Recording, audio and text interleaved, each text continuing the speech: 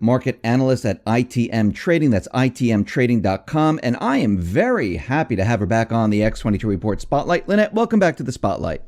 Well, thank you. I'm really glad to be back. Hey, thanks for being back.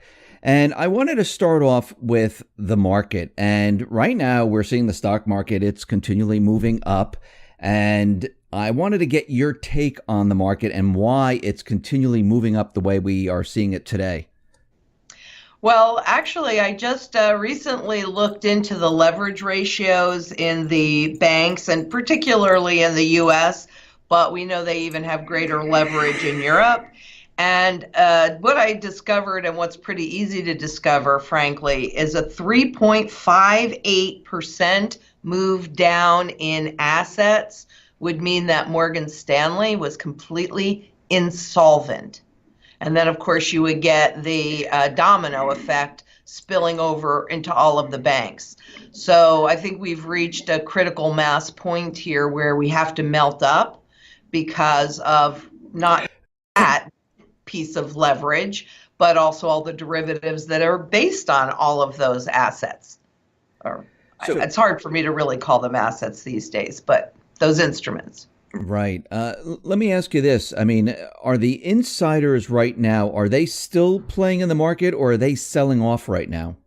Oh, no. The insiders are getting out in droves, I do that every Wednesday on insider trading. It's pretty obvious. And I'll tell you, with this recent Equifax scandal, one thing that was kind of interesting, about 3 weeks before the scandal broke, on the insider trading piece, I actually showed where TransUnion, I could be off by a couple bucks, but for every $1 worth of buying of their stock, they were selling more than $2,200 of their stock. So, and that would have been stock they had previously accumulated, but I can't prove this, so I don't know. But I am wondering if they knew what was about to happen, because all of those credit rating agencies' stocks have been, or not the agencies, but the consumer credit agencies, their stocks have dropped dramatically since the scandal broke. So you think they knew that something was coming down the pike? I think it's possible. I mean, there's a lot of heavy insider trading in general, but, a 2,200 to 1 move is a pretty substantial, I mean, that's even more than what I normally see. So I think anything is possible. I can't verify it, but. Let me ask you, as we see the market today, and also we see precious metals, that's hovering around $1,300 or so, and I'll get to precious metals in a second.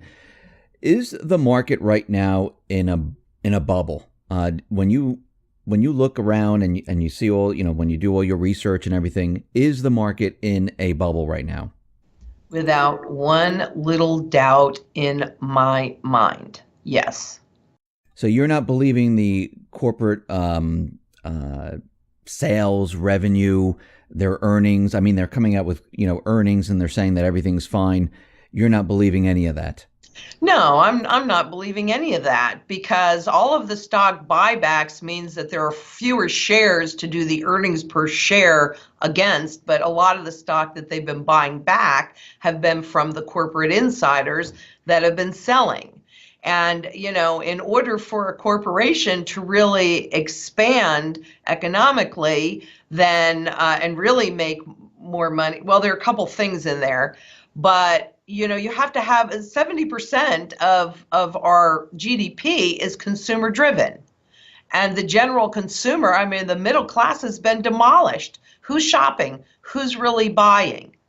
Even online to the big box stores or to any of the box stores. I mean, why are all these companies going out of business? It's not like all of the shopping that's been done in these malls have all transferred online. Yes, online sales have been escalating, but it's still only 10% of the general sales. So yes, I don't believe a word of it, actually. I think it's all accounting and smoke and mirrors. So you think it's just one big mirage? They're just putting it out there to convince. And you mentioned something very interesting about retail and online shopping, because the corporate media makes a really big deal. It's, it's the Amazon effect. Everything's going to Amazon, but the retail market is $1 trillion market here, and Amazon, it's only billions compared to the $1 trillion market, and like you said, it's only 10%. From your perspective, why do you think they keep telling us that it's all because of Amazon? Oh, wow. Okay. There are a couple of things about that. And actually, next week, I'm going to dig into this a little bit more in that rabbit hole. But, the number one, and really, I think this is number one, they want everybody to be comfortable doing absolutely everything online. If they can convert this physical world that we live into absolute virtual reality, then that would be a preference. And so there's a lot of attention that's being paid to anything that is in cyberspace. But number two, over the years, there's been, they talk about monopolies, right? But all of our choice is really more illusion. So there are just a few corporations that actually run and own everything. So when they're talking about the Amazon effect, I have some really strong feelings about Amazon. Going into a mom and pop area, and they don't have to make money. Amazon doesn't have to make money. That was their business model. We're not going to make any money. They're still not really making money, and they've been around for a while. And they don't have to, up until recently, and I don't even think this is true in all cases, since they ship to different states, they also didn't have to collect state sales tax.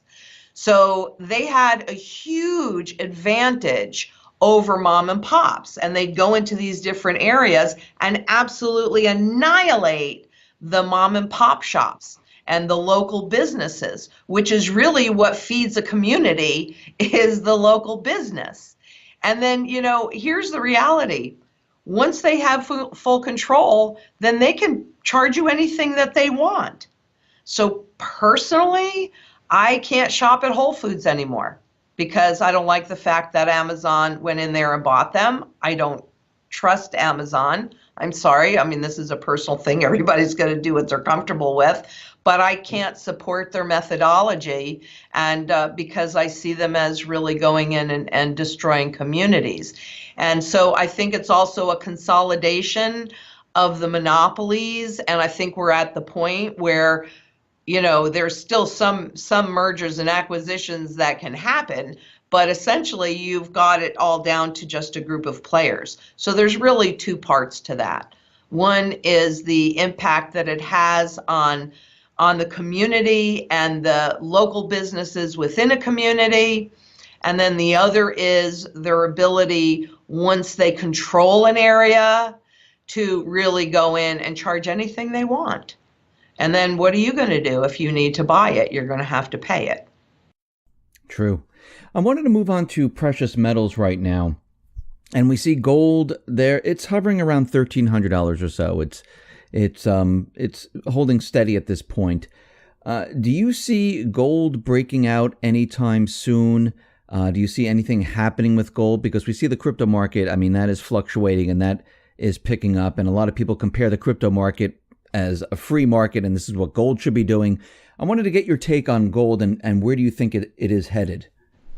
Okay. Well, since gold is a primary currency metal and the tool against which central banks reset their currencies, then it benefits them to continue to keep it suppressed. And that's where I think they will continue. I think they're going to continue to do that until it suits them otherwise. Because the otherwise piece is that cryptocurrency space, which people think go around the system. But I'm actually going to be talking about this on Thursday. The reality is it was outlined in '96 by the NSA, and then smart contracts were outlined by a peer-to-peer review journal in '97. So I don't think it's outside of the system. I think it is the belly of the beast. And typically when there is a money standard shift, They need to inspire voluntary cooperation. They don't want the pushback. And so that goes along with the Amazon effect in getting people into and feeling comfortable with that cyberspace so that once you're in it, then, then they really do have full control. It's not really around the system. It isn't. So what you're saying is, and we're talking about the blockchain technology, the crypto Correct. market, you're saying that this was created by the bankers? I'd say that the government and the bankers certainly, and the attorneys certainly had a hand in it. At least it looks like that from my research. And you're saying, I'll put that out there. Everybody can follow the links and check them out, and you can draw your own conclusions. But yeah, I think this was planned. And the other part that I saw when I was putting this together is the timing of when Bitcoin came out, which was January of 2009. And what happened on March 9th of 2009 was the start of the QE. I'm sorry, there were so many, and presumably this was all brand new technology. The guy started working on the code in 2007. I don't think so. That's not true. It's not true. So do you think this was done on purpose to usher us or direct us into a new currency? Is that what they're trying to do? 100%. That's my opinion, 100%, because the old system, which is based upon never-ending compounding debt and compounding interest, does not function anymore. And they knew that in 97, because maybe shortly after 97. But when you look at that period of time in the mid-90s to the 2000s, there were a lot of things that happened and a lot of shifts that occurred. But in 97, that was peak debt. In other words, the ability to grow, to create economic stimulation via debt. That's when it peaked, was in 97. And that's also when they started coming out with the speculative derivatives to add leverage to the system. So yes, they knew that the end was there now, back in the 90s. And then of course we had the NASDAQ bubble that distracted you from what happened with long-term capital management, which is when the global financial system almost imploded. We taxpayers bailed them out. Did you guys know that? But we taxpayers bailed them out, and Wall Street bailed them out. And then we were off to the races again, and we had the NASDAQ bubble that popped, and then we had 9/11 that popped. And so our rights were then started to be obviously, more contained. But yeah, they knew that then. So why not suck as much as you can out of the system via these speculative derivatives until that bubble burst in 2008? And, and this whole time we've been on life support just to keep the system alive, to get this next piece in place. And when you look at the price action on and participation in the crypto space, I can see the story it's painting me. I'm an artist. I see patterns. Those patterns are super obvious. They're just obvious. But if you're not looking, if you're just looking at the day-to-day gyrations, you're not going to see the patterns. That's why you got to stand back and take a look at the real picture, not the little pieces inside of that picture, which is what most people look at. Now, I just want to stay on the subject for a little bit longer. The blockchain technology is distributed onto many different servers. It's decentralized. So how would they control all of this if it's decentralized and there's many different pieces to it? The system they have now is, they create the currency, the banks that they can control, they can control the computer systems. This is more decentralized, and it's, all around the world. Bitcoin and other cryptocurrencies. Right. That's a really good question. And actually, the Bank for International Settlements, I'll be showing the money flower that they came out with to show how it overlaps and how the central banks can control the cryptocurrencies for us. However, having said that piece, if they get you comfortable in that crypto space, and then I mean, look at what's happening in China right now, right? They eliminated the ICOs. They shut down all of the exchanges, yet they want everybody there, all the technology there, to keep moving forward with blockchain, because they've stated quite clearly that blockchain technology is in their future. So it's really, they don't care what happens right now, but as far as the decentralization goes, everything has to go through nodes. So even though the system itself is computers that are linked, I mean, that's a tremendous amount of infrastructure to support this global technology, but they still all have to travel through nodes. And right now, they also have to go through, I'm sorry, the name escapes me, but if you want to convert your Bitcoins or your other cryptocurrencies, the exchanges, they have to go through an exchange. And when you set up an account at an exchange, you have to give them your name, your address, I mean, all of your information. So people think it's private. Well, it's probably not as private as you think. And people think that because it is decentralized, that it means that it's outside of the system. But China's government is decentralized. Who has the power in China's government? The guy that's at the state level, or the Communist Party at the top that's now sending their agents into all of these state-run organizations to get even more control? So decentralization is just a perception management tool to get you to think that you're invisible and independent. So, and they even say this, I mean, you'll see it, but the BIS and the IMF even talk about that. Well, maybe that third party and how they're connected doesn't matter so much. Because if you don't go through an exchange, then your cryptocurrency, how do you convert it into something that's usable unless you convert it directly for a product that they ship you? And, that's where they want us to go. But I think we're all being lulled into a false sense of security. Well, not me, because I don't trust it. But most people that are participating do. Now you mentioned the biz, and they came out with a warning. They came out with a warning that the world is headed into a debt trap.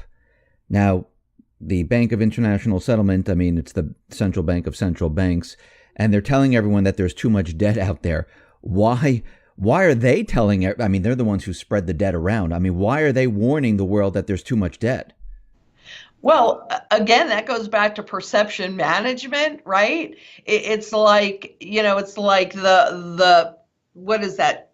Well, sometimes I actually do feel like Chicken Little, but they're pointing a finger at what they do so that you don't think that they're part of it. But the very system is based upon debt and credit. And that part of that, look at the Equifax, 143 million that we know of records breached, along with in Great Britain and I think Australia, I can't remember, but there are a few other places. So this is just the beginning of that coming out. But that holds your records to determine your credit suitability. And that determines whether or not you get a loan, and the rates that you pay, and insurance, in some cases, whether or not you can have a job. So the entire system has become absolutely credit, which is the flip side of debt, based. And so, yeah, they come out, but it's here, look, see, we told you. Well, yeah, you're helping to perpetuate it, but we warned you about it. And nobody reads those reports anyway, just some of us nerds. True. I wish more people would read those reports, because I think they're more candid in there. They're certainly more honest than they are when they talk in front of Congress, right, or on TV. Those reports are very, very telling in many, many ways. So yeah, debt bubble, you think? So I mean, at the same time, the Fed, on their balance sheet, they have like $4.5 trillion on their balance sheet, and they're talking about unwinding now. Yeah, I mean, does this really matter at this point, or is this just a propaganda tool? Well, number one, the fact that not just our Federal Reserve, but the ECB and Abenomics. I mean, they're all talking about unwinding their balance sheets. Although they added 2 trillion just since the first of this year to the global balance sheets. So that means that the Fed didn't have to do it. But considering the fact that and I don't have that data right in front of me, so I could be off a little bit, but I believe they hold about 20% or buy about 20% of the new treasuries issued just via the runoff from their current balance sheet. And in the mortgage-backed securities, they buy 30% of the new issue. So you tell me, just by the runoff, the return of dividends and principal of those balance sheets. So they're saying it's going to look like paint dry. What they'll probably do is they will probably give the banks even more money to buy the mortgage-backed securities and the treasury bonds that they are no longer buying so they can show it. But yeah, it's all smoke and mirrors. It's garbage. It's garbage. Because if they do it, I mean, it's never been done before. The balance sheets of central banks have never been this large before. They are the markets. Whether you're talking about the stock market, the bond market, or the real estate market, they are the markets. So how can you have a huge player like that stop? And slowly, they really don't stop.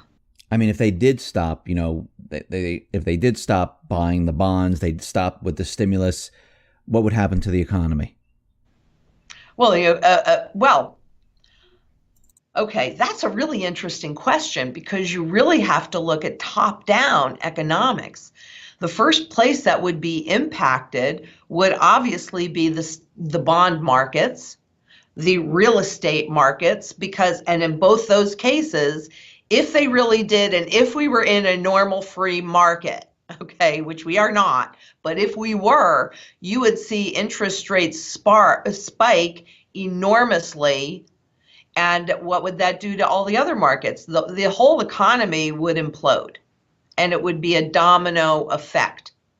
And since the derivatives, which are God knows how much in terms of quadrillions, not billions, trillions, but quadrillions, those are based upon the price action of the underlying stocks, bonds, real estate, and other derivatives.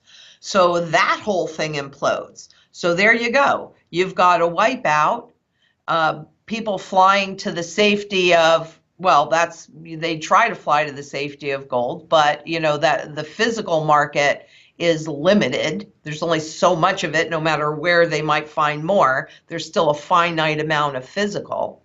And then everybody that's in the crypto space is trapped in that space.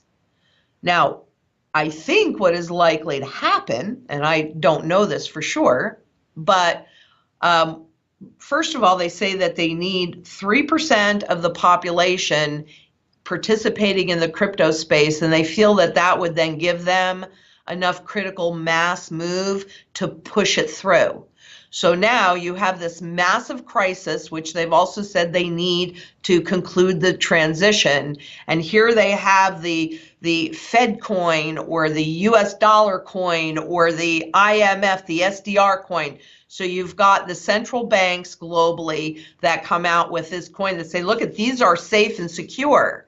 So, hey, because we're so fabulous, we'll let you convert what you have left in those coins into these coins because those coins are no longer legal anyway. And look at how volatile they are. I mean, that's just craziness. Here, be safe with us.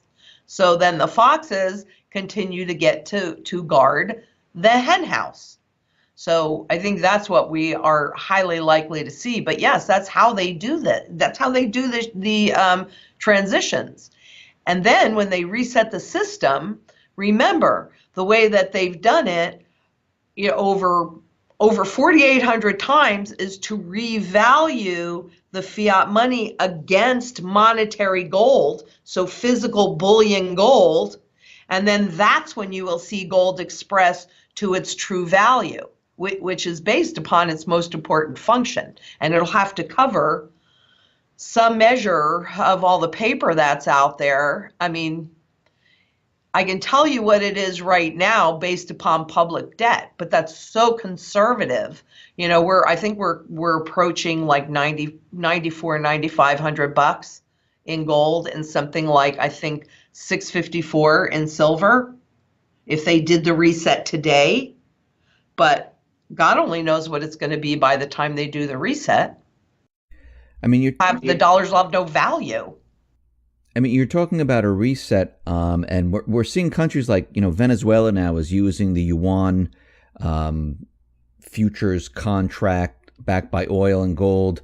We see China, Russia, and many other countries where they're, Iraq now is looking at Iran. Iran is using the yuan.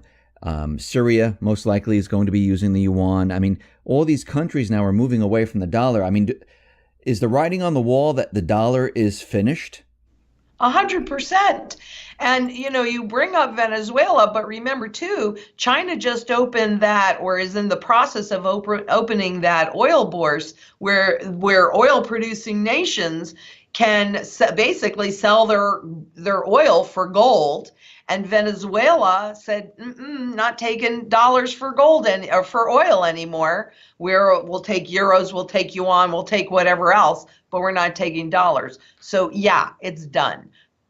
But this didn't just happen today either. You can see, with oil all the way up at where it was 110 or 120 bucks a barrel, and then it slipped all the way down to that 28. It looked an awful lot to me like the run we saw on the dollar in the 60s when foreign governments were converting the dollars that they held into gold and pulling the gold out of our system. So we have to understand what backs the dollar, and both in treasury bonds we've seen globally, central banks selling bonds this has been happening over years, not over minutes. So between that and now oil for gold, instead of absolutely you have no choice but oil for dollars, which that's been shifting since 2005. But yeah, I think the handwriting is on the wall if people would just open their eyes and look. When we go through this reset, is China and Russia, are they set up to handle the new system? Is that where it's moving from west to east? Or do you think the Fed will still be in existence? You think the U.S. government will still control the currency market, maybe with cryptocurrency? How do you think this is going to play out?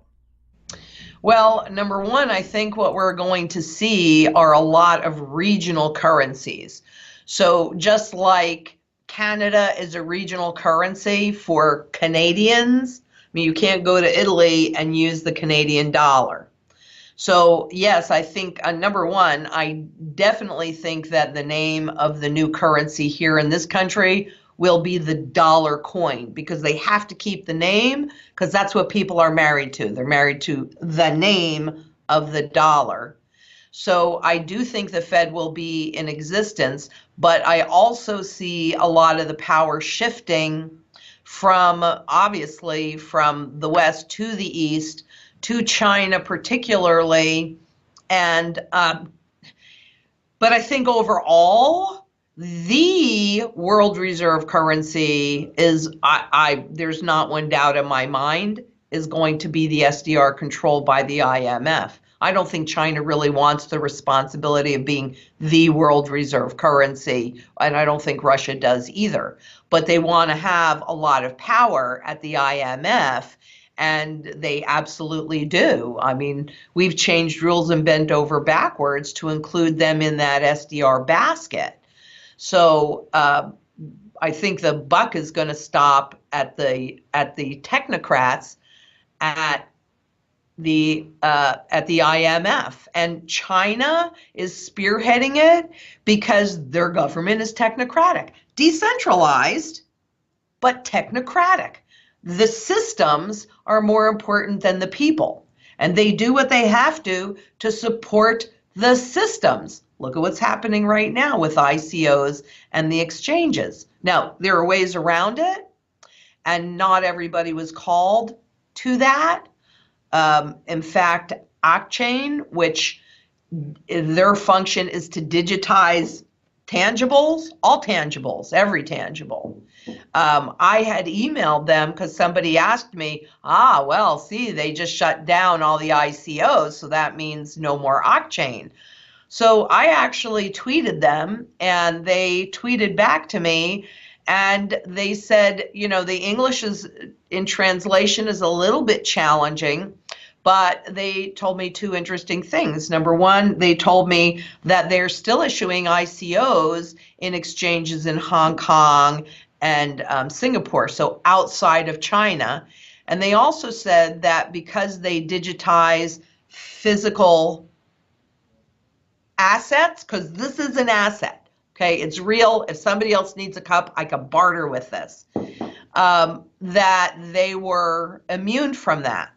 Now, I might not have fully understood the translation, but I'm going to talk about that actually a little bit later today. So that's what Octane said, that they are outside of that. Okay, either in the and that response I just got back from them yesterday. So that's even after they've shut down the exchanges as well as the ICOs. So decentralized doesn't mean that there's not one entity or group that's in control. It just is your perception that you're anonymous and you have control. But no way will central banks allow anybody to infiltrate their money monopoly. No way. And I think that starts with the technocrats at the IMF. Now, you said something very interesting about us moving to the SDRs and not being within a country as a reserve currency. Does that mean now that every single country will borrow money from the central bank? Actually, the central bank right now, what you're saying is they have total control, because the United States right now has the Fed embedded in the government, really. I mean, they're really working hand in hand, and they say, oh, we need more of this. They just create the currency. But now, just like the EU, where they actually loan money to different governments because they don't have the power to create it on their own. Is that what you're saying? Yeah, that is exactly what I'm saying. So the central banks now have actually convinced the world to convince us that they need to take control of everything. Yeah. That's kind of scary. I mean, they tout China as a shining example of many things. They do not have a particularly free internet system. They don't have a particularly free system. That's a technocratic system. And there are those that believe that science and scientists and mathematicians and engineers should absolutely rule everything, and we should just follow right along and take away most of our free will. So yes, I'm really sorry to say that, but what is a central bank? It's a private corporation, isn't it? Yes. So if this does happen, what happens to all the entitlement programs here? What happens to the government? I mean, they're just, they're spending like crazy. I mean, what happens here? Look at Greece. So that's what happens.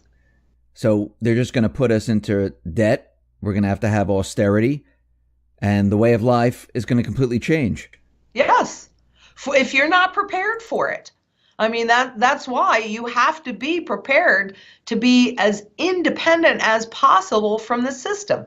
Food, water, energy, security, barterability, wealth preservation, and community. And, if we don't come together, that's exactly what's going to happen. But the more people that know what's happening and understand it, that's why I'm all about the proof. That's why I like what you do, where you're showing them what we're talking about, because when you see it, it's obvious. But if you aren't looking for it, you just blindly move right into it. And so, yes, I mean, Greece is an absolutely perfect, could not be more perfect example of what happens when technocracy takes over systems. They don't care about the people. It's about the system. So when is this reset going to take place? I mean, is it going to happen like one day, or is this going to be over time and they're going to do it very slowly? Well, it's been already happening. All of these, I mean, come on. Does anybody, really, is there anybody that thinks we're in a free market? I mean, even on Main Street TV, you hear them talk about the central banks, and it's all up to the central banks, and they're moving the markets, and they're putting liquidity in. And then, of course, they talk out of two sides of their mouth when they talk about what a great bull market this is. But I mean, now you may choose to participate in this central bank driven rally, but I don't think anybody argues with the fact that that's what it is, a central bank driven rally. And there is no good price discovery, and they have chosen the winners and the losers. I mean, is 2008, I know people have short memories, but is it really that long ago that you can't remember who got bailed out in this? Was it you? Because I didn't get bailed out. So do you still think the system's going to crash? Well, I think it'll be slow until it's fast. So in other words, you can even look at what's happened, in China. They let things chug along, and then bam, they put the lid on it.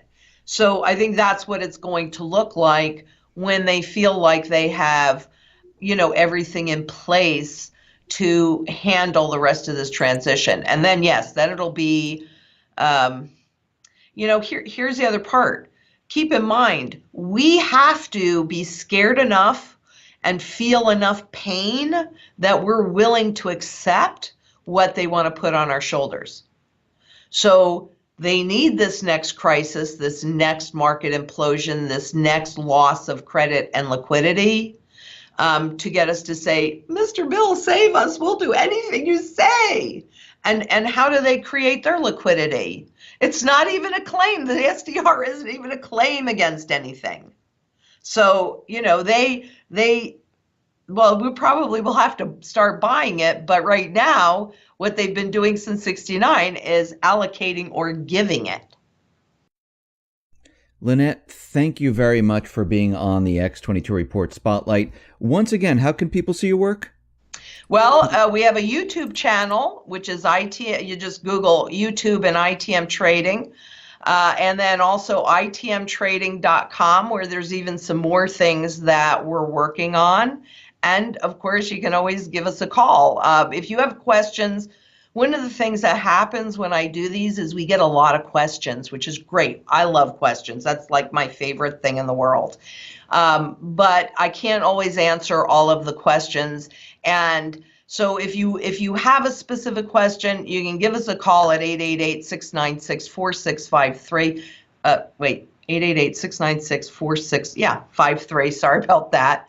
But we love questions. So if we don't get to them or you have a question, call us up. We're happy to have a conversation. You don't even have to do anything with us. You can just call us with the questions, and we're good with that too, because we are here to be of service. Fantastic. I'll put that information at the bottom of the video to make it easier for people to get in contact with you. Once again, thank you very much for being on the Spotlight. I really appreciated it. Oh, it's my pleasure. Thank you for having me. And you guys all be safe out there. Thanks.